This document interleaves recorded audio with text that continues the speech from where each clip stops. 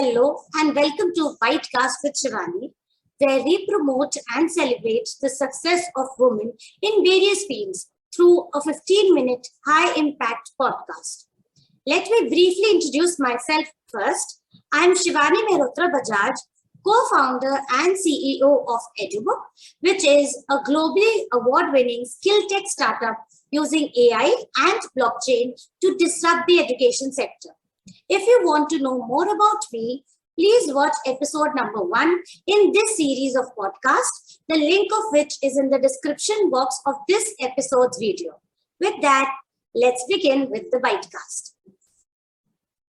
So it's my pleasure to welcome our guest for today, Jyotishree, who is a freelance content writer. Hi, Jyotishree. Thanks for joining me at the Bitecast today. How are you doing? Hi, Shivani. Thank you so much for having me. I'm doing good. How are you? I'm also doing good. So let's get started with the bites and insights about you and your journey. So, firstly, tell us about yourself. Okay. Hi, everyone. I'm Jyotishree. I'm a freelance content writer and a social media manager. And before I started freelancing, I was in a corporate office. I worked there for 5 years. And it was getting very hectic for me because I was doing night shifts for 5 long years. So it was not very good for my health also. And that's when I stumbled upon freelancing. So I started freelancing as a side hustle beside my work. And after that, I liked it so much. I fell in love with it. And that's when I decided that I can pursue this instead of my full-time job. So I left it and started, pursuing freelancing. So that's how my journey started. And it has been very, very good so far. I've learned so much. I'm still learning so much. And that's the thing about freelancing. When you are a freelancer, you just need to keep learning, keep upskilling all the time.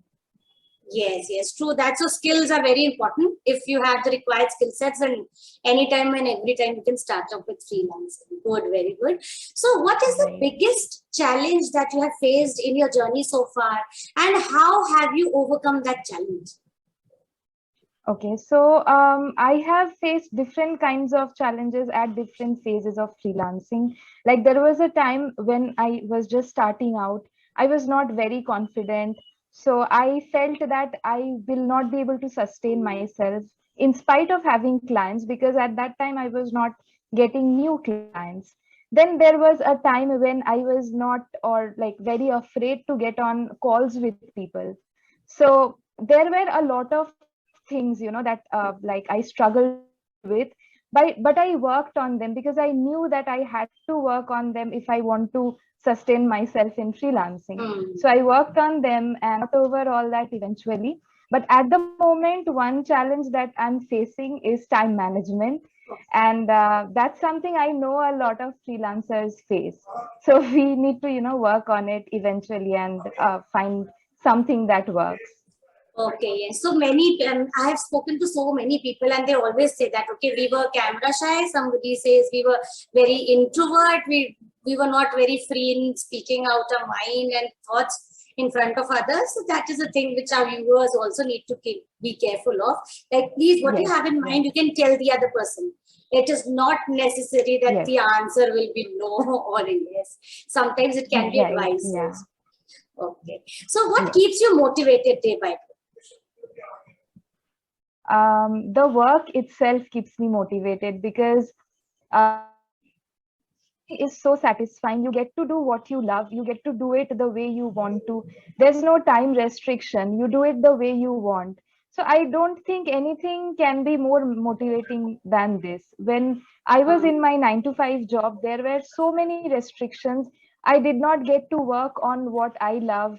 Then there was this time you can't take breaks. There's just so much restrictions. So after getting out of that, and after starting freelancing, doing what I love to do, getting paid for my worth, so everything has been motivating. Okay, so when we are following our passion, I don't think we are working anymore, so that is very good. Yeah. So who is that individual who has inspired you the most and why? Right. So that's a question that very few people ask me, or rather, nobody asked me till now. So nobody knows the answer. So Okay. it's my father who motivated me, because right from my childhood, I'm seeing him like he's very ambitious. He Hmm. used to work in a private company. He used to give his heart to the company. He used to work so hard. Even when he was at home, we got this computer. Back then, I remember only in our neighborhood, only our house had that computer. So he would work on that. And there's so much I just learned by observing him, seeing him work on the computer. And that really motivated me from my childhood. I really wanted to become someone like that, someone so passionate about his work, someone so ambitious about work. So he really motivated me, and this is the first time I'm telling someone this. So one more thing we know about Jyotishree now. She's very inspired by her dad. So we'll try and connect with your dad also once, if time permits. Then, what is your vision for the future? As in, where do you see yourself 10 years down the line? Okay, so that's a very tough question, because when I was in my 9 to 5, like 2 years back, maybe, if somebody would ask me this question, I would say that maybe I'll see myself as a team leader Hmm. after 5 years, or maybe as a Hmm. manager after 10 years. But in just 1 or 1.5 years, everything changed so much. But at this point, if you ask me, maybe I'll see myself as an agency owner, who provides creative services like writing or social media management, works with a team, pays the team members really well, and is successful at what she's doing and providing quality work to the client. So that's where I see myself 5 or 10 years down the line. Oh, very good. Excellent. So, what advice would you like to give our viewers, some of whom might want to pursue a career which is similar to yours? Okay, so that would be freelancing. And Hmm. there are a lot of advices like how to become a successful freelancer. But I want to say something else, that is, freelancing is not for everyone. Not Hmm. everyone highlights that, but it's really not something for everyone, because you have to do so much work. Learning one skill and working on that will not make you a successful freelancer. Yes, you can get work, you can get clients, but it will not be sustainable if you don't learn other skills.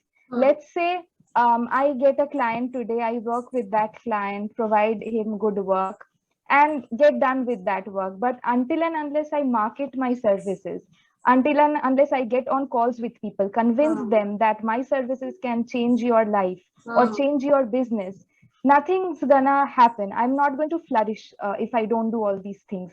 So if someone is willing to put in the effort to learn everything, do everything, then that person can become a successful freelancer. But if not, then I think that person can pursue anything else. Like 9 to 5 job is not something bad. It's good for people who are just learning something, who are happy with learning one skill, working on that, and that's not a bad thing.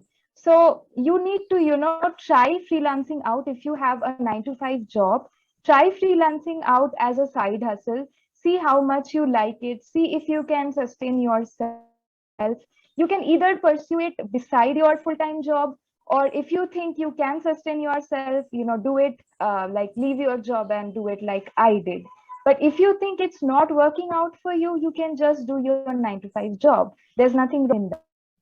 So Okay. So that's that, something I wanted to put out there, because yeah, not a lot of people say that. yes, true. I totally, completely agree with your views. Like many a times, we just ask one person, and only the good things are shown.